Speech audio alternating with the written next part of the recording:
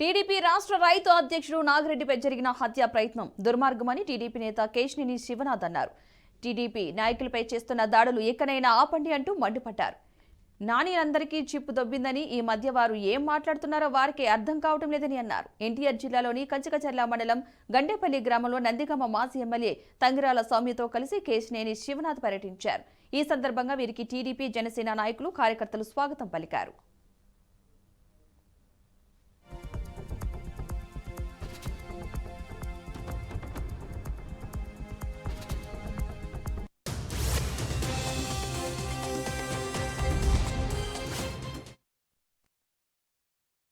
వసంత నాగేశ్వరరావు మా కుటుంబానికి సన్నిహితుడు.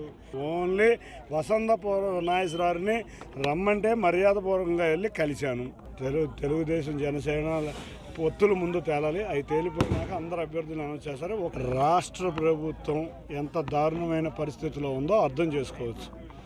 ఇవాళ ఈ దాడులు ఇంకా 2.5 నెలల సమయం ఉంది. ఎలక్షన్ల కోసం భయపడుతున్నారు. ఈ భయపడతా రకరకాల వ్యక్తుల మీద రకరకాలుగా దాడులు చేస్తున్నారు. ఒక్కటే చెప్తున్నా, పోలీసు అధికారులు 2.5 నెలల్లో మా ప్రభుత్వం అధికారంలోకి రాబోతుంది.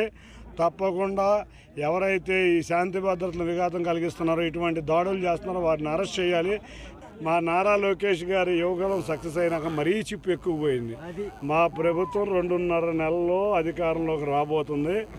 నీకు చిప్పు రిపేరు మేము మా ద్వారా చేపిస్తాం. నాని, ఇక నీ సమయం దగ్గర పడింది. నీ చిప్పు రిపేర్ చేయించే సమయం గుర్తుంచుకో. ఎప్పుడు ఎవరిని విమర్శిద్దామని నువ్వు చేసిన అభివృద్ధి శూన్యం. వసంత నాగేశ్వరరావు మా కుటుంబం